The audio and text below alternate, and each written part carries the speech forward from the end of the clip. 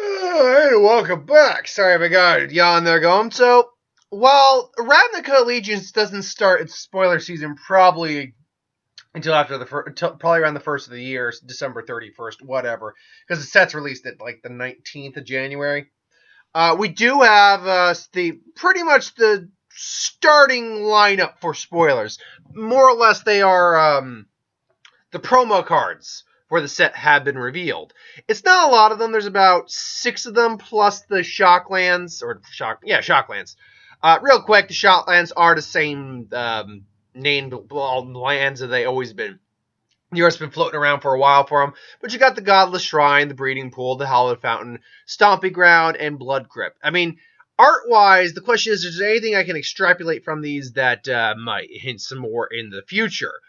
Well, out of Godless Shrine, probably not. I mean, we know it's been revealed that Kayla, the black-white ghost-killing planeswalker, is actually going to be the head of the Orzhov now, meaning that most, if not all, of the Orzhov have probably been killed off. Not Orzhov. The Ghost Council. Most of the Ghost Council, if not all of it, has been killed off because that's what she does. So at the Breeding Pool, nothing I can extrapolate from that. Now, that said, though, with Azorius, I figured it would be Dovin as the one who's controlling Azorius, but one thing people pointed out in the Hollow Fountain art is if you look closely, you can see Thropters flying around, which were something we don't see on Ravnica, to the best of my knowledge, but we see on Kaladesh, which is where Dovin from. So that's a nice little nod right there. The Stomping Ground, again, there's nothing really to extrapolate from that. You can see some like birds flying around in the distance. That's not, it might be my screen off too. That's not on my screen. That's like birds and crap in the distance flying around. Hey, look, the Stomping Ground still look good. They actually showed off that art in one of the stories. And then, Blood Crypt. Blood Crypt is also pretty awesome looking. It's, dark, looks very hellish. So what you expect in Rakdos. But really, we're talking about the spoiled cards. Now, we have one guild mechanic spoiled in terms of name. We do not have, however, what it actually does. Because these are the promo cards. Now, I'm sure we will now, this is the actual art, which I don't think so. Promo cards usually do have different art on them. So, what likely this is that the Spectacle, it says Spectacle Red. We know, so the Gruul mechanic, the Rakdos mechanic is Spectacle. Now, what that does, we won't know. Likely the actual card has the actual mechanic description on it. Because the overall card effect isn't long or anything like that. Let's see. It's called, first off, the card's called Light the Stage. 1 red, 2 of any color for a sorcery that is uncommon. It has the ability Spectacle for 1 red. Exile the top 2 cards of your library. Until the end of your next turn, you may play those cards. So,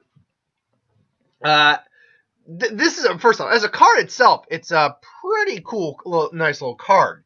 Even for 3 mana, it's not a bad card. It's particularly late game. Or if you got a lot of low-level mana-costing things. Also, Places Everyone is the flavor text, and the character known as Judith. I am wondering if Judith is possibly our guild champion. Because you have the guild leaders, the Bolas-controlled planes have planeswalkers in charge. In this case, it's going to be Orzhov, Gruul, and Azorius. So Rakdos and Simic are the exception. They do not have guild. They do not have planeswalkers for them. Which, you know what?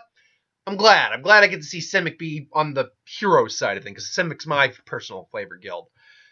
But the question is, what does Spectacle do? Spectacle is for 1 red, which means, see, the way it's designed on the card is it reminds me kind of like a Flashback or Madness, like an alternative casting cost.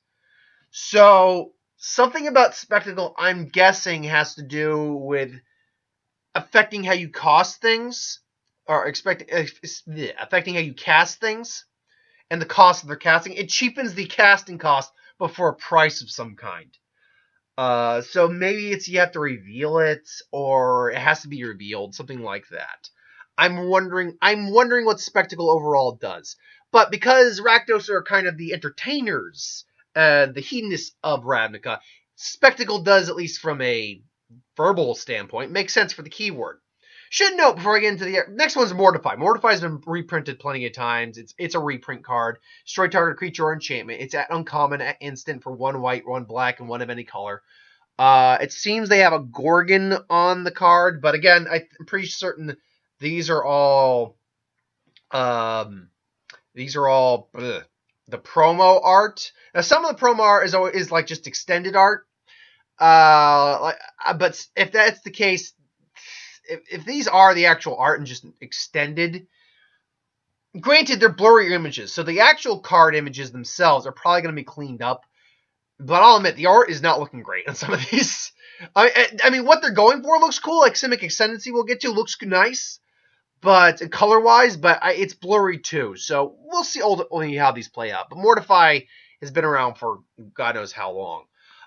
Should note, though, that because of how close we're getting now to when spoiler season's coming, we might be getting either this week or next week, at least the mechanic, article for Ravnica Legions. Because there's usually an article before the actual spoiler season on the Wizards of the Coast detailing the mechanics of the set. They did that for Ravnica. They'd done that prior to these things.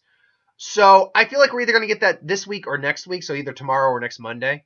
We'll see. We'll find out. And you know what? Next Monday might make more sense because next Monday will be Christmas Eve, and they'll probably do like it's a Christmas Eve kind of a gift kind of thing. They did that with Ugin. They spoiled him around Christmas Eve, Christmas Day. They called it like Spirit of the Season, a Christmas gift. But anyway, Growth Spiral. 1 red, 1 red, 1 white, 1 green, 1 white, 1 green, 1 blue, 1 green. For an instant common, draw a card, and you may put a land from your hand into the battlefield. This is a fact that I've seen happen a lot, actually, with green-blue, with Simic. Particularly in the Kiora deck, because it was Kiora versus Elspeth. I picked that one up and got both those cards. And they did do that in a couple of cards in Gatecrash that draw a card, play a land. So I'm wondering if, because Simic's shtick, and it plays off very much in Simic Ascendancy, is that +1 counters matter. The Graft, it was about +1 counter. They came out with that, and you can move them around. Evolve, you just got bigger. I'm wondering if we might get a landfall kind of effect with basically play a land, get a +1 counter. I don't think that's where we're going to go, simply because that is pretty much landfall, but with +1 counters. And there's no real, that's a very limited effect. You could definitely make it work, but I don't think so. It would just be landfall. I don't think we'll do that. Plus, again, they seem to have a mild focus on lands because there's a card that turns a land into a 3/3 creature. I can't remember exactly what it's called, but there is a card that does that in Gatecrash. I have a couple. Still, it's a solid. Actually, it's a much better card than the other one where it was put 2 additional lands because you can't guarantee for 5 mana. I do remember it was 5 mana that you'd have 2 additional lands at that point. But for just 2 mana for 1 blue, 1 green, for just draw a card and play an extra land that turn, that's a pretty good card because it's very likely early game you'll be able to do that. So that's a pretty. It gives you extra card advantage. It gives you some ramp. So ultimately, yeah, that's a good card. It can put you ahead of your opponent, really, especially if you're going second and they play a land first. You're already playing behind your opponent in terms of how many lands can go on the field if you're going land for land. So that can put you either on equal footing or ahead of your opponent. So I like that card. I could definitely see me using that card. The Haunt of the Hightower, legendary vampire creature.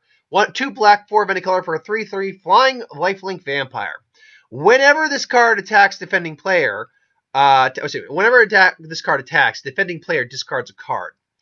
Whenever a card is put into your opponent's graveyard from anywhere, put a +1 counter on the Haunt of the Hightower. Sorry, Haunt of, it's right there. I'm looking at the card text, but the card's right there.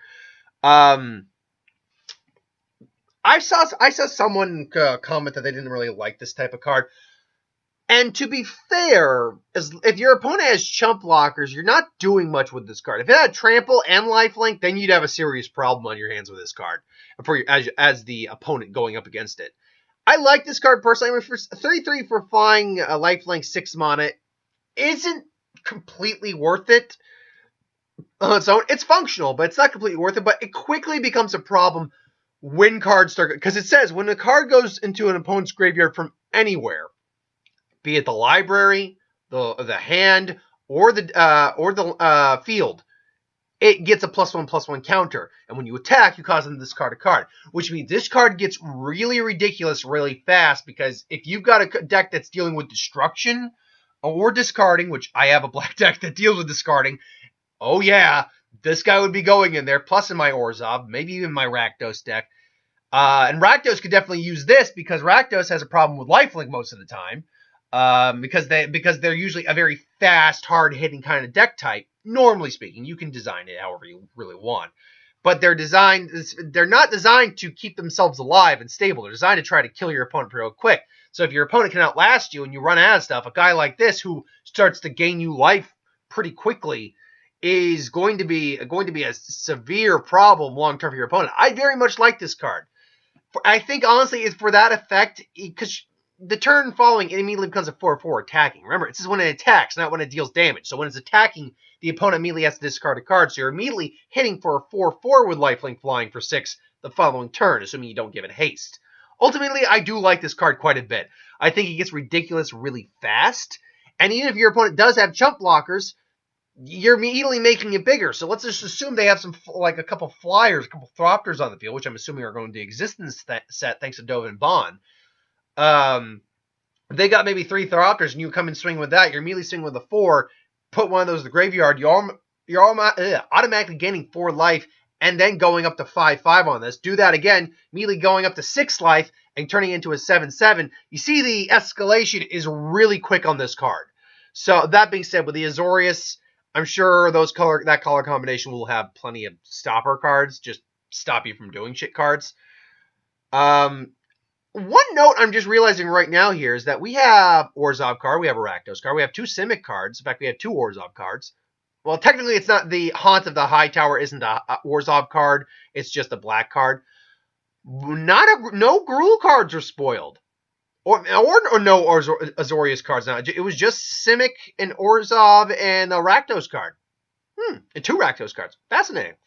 Rakdos Firewheeler actually doesn't have art because there was a card. They show the image. You can find the image. But the card was actually being covered. So they don't have the actual art right now.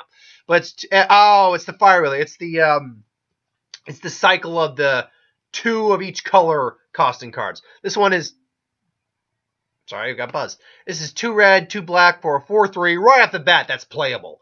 Enters the battlefield. It deals 2 damage to target opponent and deals 2 damage to up to 1 target creature or player. Play this damn card. Play this damn card. So what I'm going to do is I'm going to play a 4/3 for 4, which is already playable on its own right. I'm not getting calm. I'm just getting a lot of text for some reason. Deals 2 damage to target opponent. So you're already shocking someone for 2, and then you're possibly either killing something on the field or striking a planeswalker. Take this and run with it. I'm playing that if I'm in red-black, but I'm not. For the prelates, I'm going to be Simic. That's how I roll. I roll Simic, baby. Okay, that's it. Unless it's not available, in which case then I'd probably go. Honestly, I like all the color combinations in this more than I did in the last one. Because honestly, green-black, yeah, I'm okay with green-black. White-red, it's okay. I like white-red in terms of making like weird combinations of white-red, like a control white-red, which I have. But yeah, like really, the only real options I wanted to go with, which I went with Izzet. Then there's Selesnya, that probably would have been my next one, and then there was oh wow, what was the other one? I'm blanking on the other one. Dimir, those were my order. I probably was gonna just avoid those. This one after Simic, I probably would go Gruul, but I haven't seen anything from Gruul yet because this is all we have. If we're going by what I'm just seeing, I might go Rakdos third, honestly. But we'll see what happens. And then last but not least, Simic Ascendancy, which I can definitely find room for this in some of my decks. 1 green, 1 blue for enchantment, rare. You can pay 1 green and blue and 1 of any color to put a +1/+1 counter on target creature you control. Whenever one or more +1/+1 counters are put on a creature you control, put that many growth counters on this card. At the beginning of your upkeep, if there are 20 or more growth counters on this card, you win the game. It's an alternative win cost. And let me tell you, I have I have two Simic decks, honestly, but my actual true Simic deck is all about that shit. So, you get this out early, and you are going to what the? Okay, these are. I have no idea what is going on right now. I'm just getting blown up of light text right now. I'll deal with that when I deal with that. Anyway, so yeah. Let's just play it. The best case scenario, you get it out in turn 2. Playing cards from early on. Cloudfin Raptor. So forth, so on, and then go from there. It's literally, if you've got a couple creatures that are gaining +1 counters, and you've got cards like, say, increasing, increasing the one from Dark Ascension that puts the 5 +1 counter or something, and then if you flashback, you put double that. So yeah, it's not hard to actually, when you really break it down, this is not hard to get off. I like it. I would definitely use it in my decks. But ultimately, that is the cards we have. Right now, I'm liking what I'm seeing from Simic, the 2 cards we got. The Haunt of the High Tower I like. All these cards are really... The only thing I'm iffy on, just because I don't know what it does, is Light the Stage, because I don't know what Spectacle actually does. Once I learn what Spectacle does, I might adjust my opinion on that. But ultimately, what do you guys think of the cards we've seen so far from... I think it's the Pro Tour... No, the promos. Anyway, what do you think of the promos from this? Do you think they're cool? You like them? Or do you not like them at all? Let me know in the comments below. But thank you for watching. I hope you enjoyed. Like, comment, share, subscribe. As always, you want us to review something, put in the comments below. Let us know. We'll do a review of it at some point. Ideas for who would win. Star Wars, Superhero, Magic, What If. Anything you want to do on the channel, put that in the comments below. Let me know. I'll do a review of it at some point. Thanks for watching, though. I'll have the What If and my Jessica Jones Season 1 review up later today. Thank you for watching, and I'll see you next time.